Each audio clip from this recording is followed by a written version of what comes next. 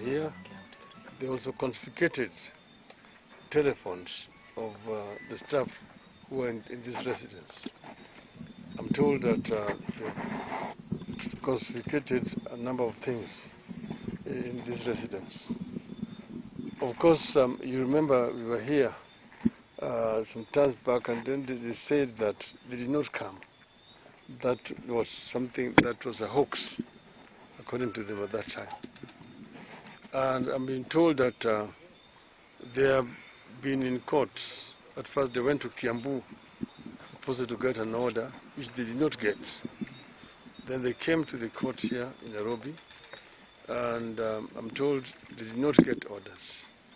The lawyer here, Danton Omari, was there in court, and I'm told the media was also present when they were denied an order, and the matter is supposed to be heard on the 7th of next month.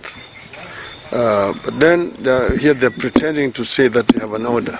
We don't know where they got that other order, and why they hurry, why they should come in spite of the fact that they did not get an order from the courts. But most importantly is that these police are operating very much like in the Nyayo times. They say that the more the things change, the more they remain the same. We are seeing actually a reinvention of Nyayo era here. Police acting with impunity. And actually it's been supported by the Directorate of Public Prosecution. I think that the DPP should be waiting for the police to carry out investigations and then take evidence to the DPP, which then he should examine and see if this merits prosecution. But in a situation where the office of DPP is working again with the police in doing investigations, is actually untenable. But what we want to say is that we are actually going back to a police state as a country. I don't think that Fred Matiangi need to be treated as a criminal in this country. Remember, they said that, oh, they were investigating, I don't know, a case of land in Baraka, but they are not reached a stage where they required Matiangi to record a statement. That's what they said the other time.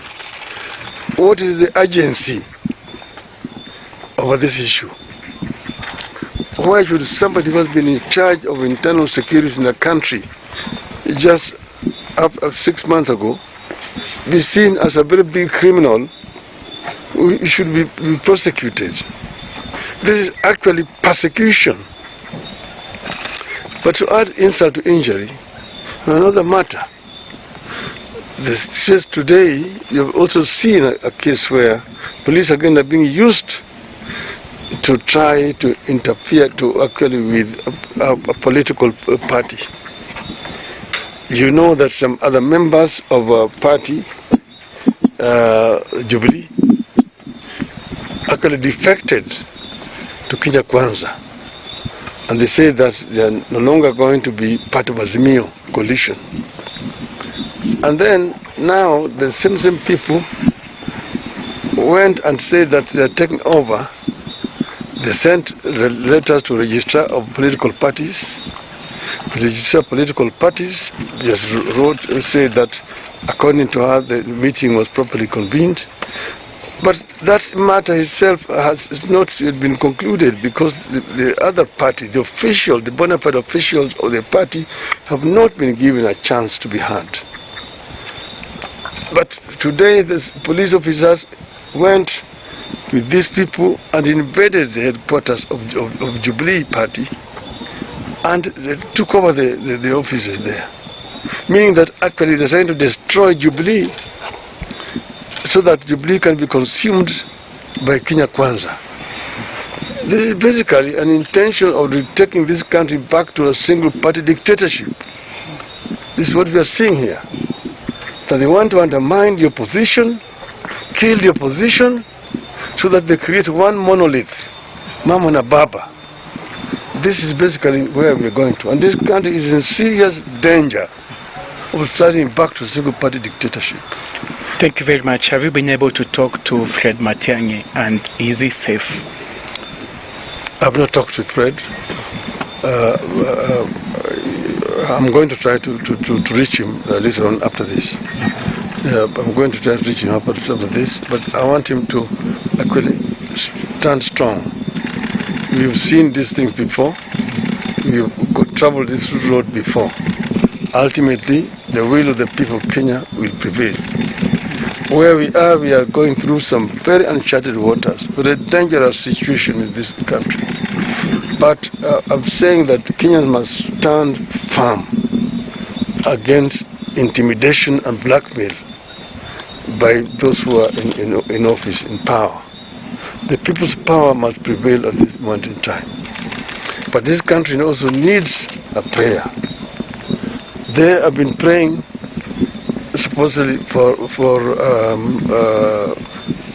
the economic situation in the country, peace and so on. We need more prayers. And we are going to convene as Azimio a prayer meeting sometimes next week. We are going to convene a prayer meeting in Jibanji Gardens next week. And we are going to talk about that tomorrow.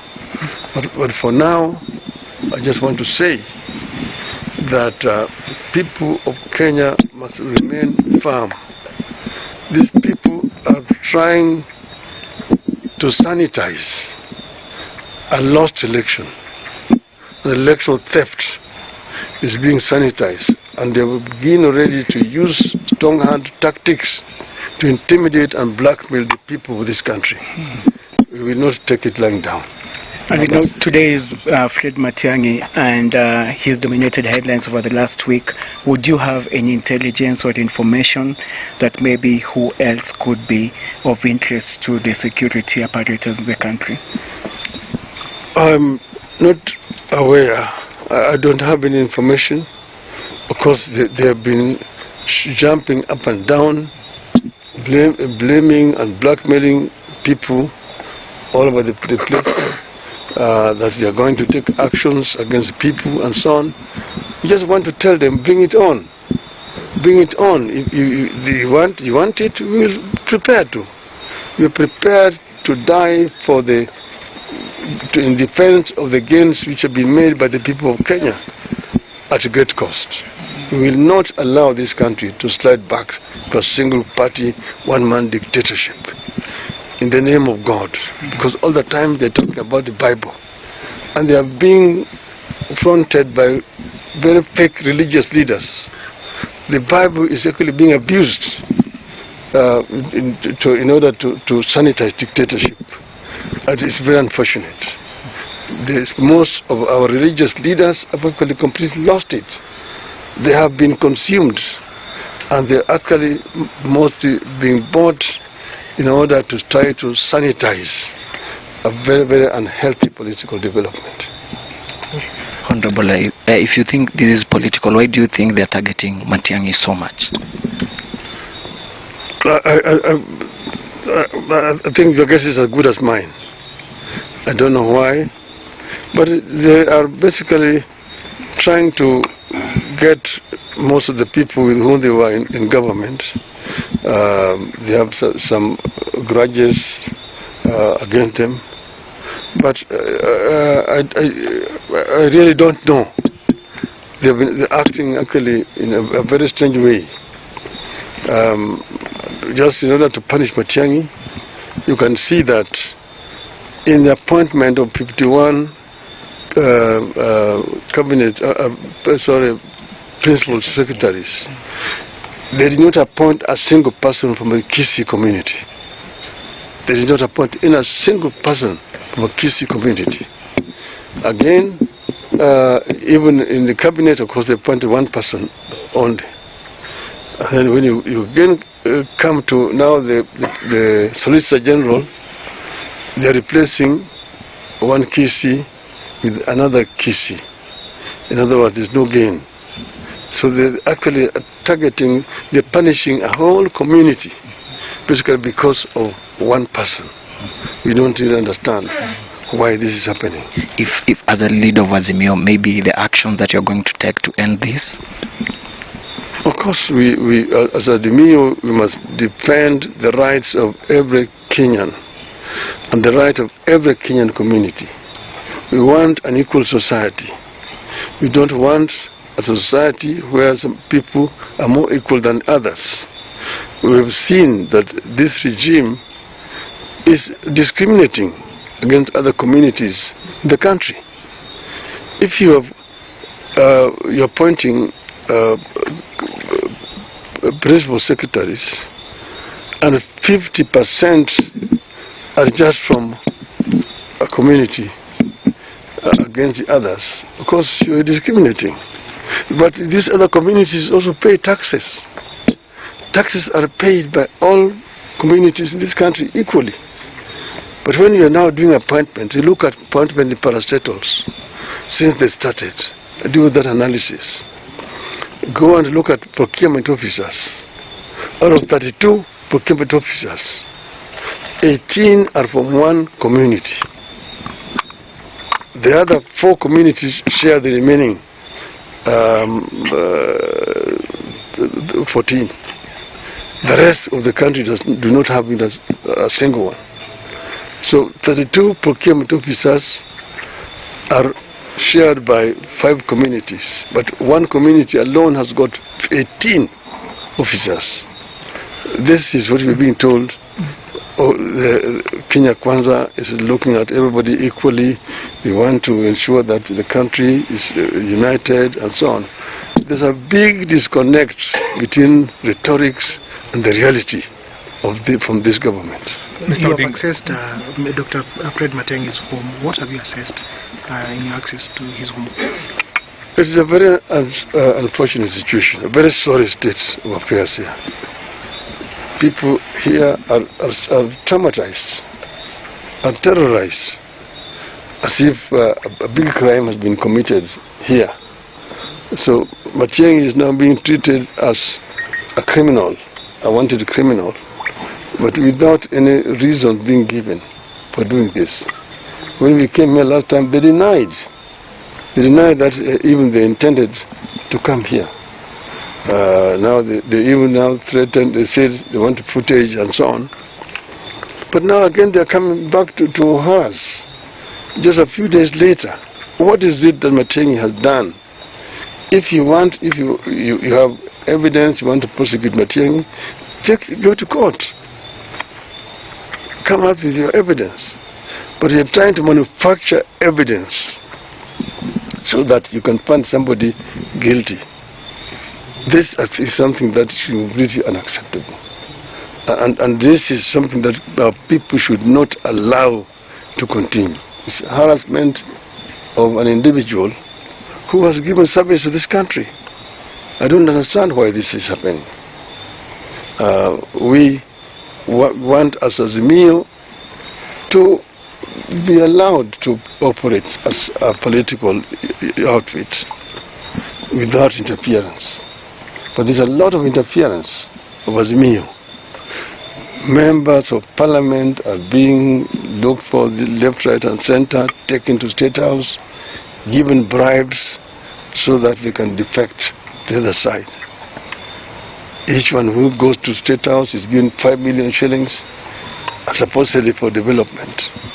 All the times, we are going to State House so that we can get development for our people. There is no development in State House.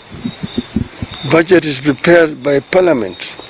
Right now, Parliament is in the process of preparing supplementary budget remaining for this financial year. But these people are so hell-bent in trying to destroy any opposition in the country so that they can be able to rule without any check. But the rhetoric is completely the opposite.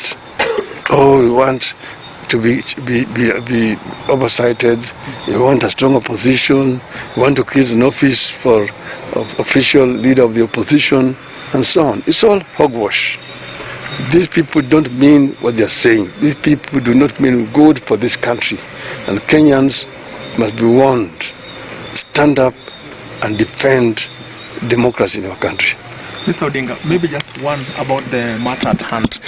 I'm Mobuya from NTV. These entire events leading to what has happened today is about a matter of CCTV footage.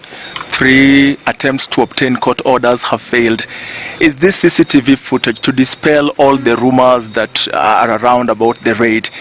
Is this CCTV footage something Mr. Matiangi is willing to avail? Maybe even to us as the media, the people who broke the news about the alleged raid? If they're saying that Matiangi lied, so what? Why do they have to follow up and try to harass people over this? This is a non-issue. The matter should just rest there. They already had issued a statement denying that they came here. The matter had ended. Kenyans had already moved on.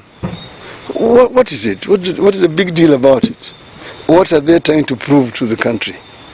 Nothing. Completely. They're creating unnecessary tension in the country.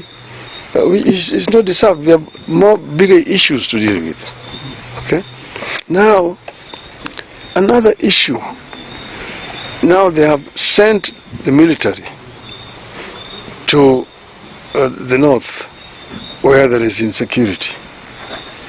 The constitution is very clear. The military is only there for external defense. Under very special circumstances, but the military is supposed to be deployed internally. There must be an approval by Parliament. Parliament must approve deployment of the security internally. And when the security is operating internally, they cannot be operating under another security arm. The military, that is. They should all the time be independent. But those are very special circumstances, and Parliament must approve. President has no powers to single-handedly deploy the military for internal operations. Even for external operations, there must be parliamentary approval. When we sent our troops to Somalia, I, as a Prime Minister, had to go to Parliament with a motion to get parliamentary approval to deploy our troops in Somalia. So what has happened here is again a gross violation of our constitution. Just a president standing out and saying, I'm ordering the military to go into the operation is completely illegal and unconstitutional. Thank you. Thank you very much. We'll address the other issues tomorrow. Thank you very much, members of the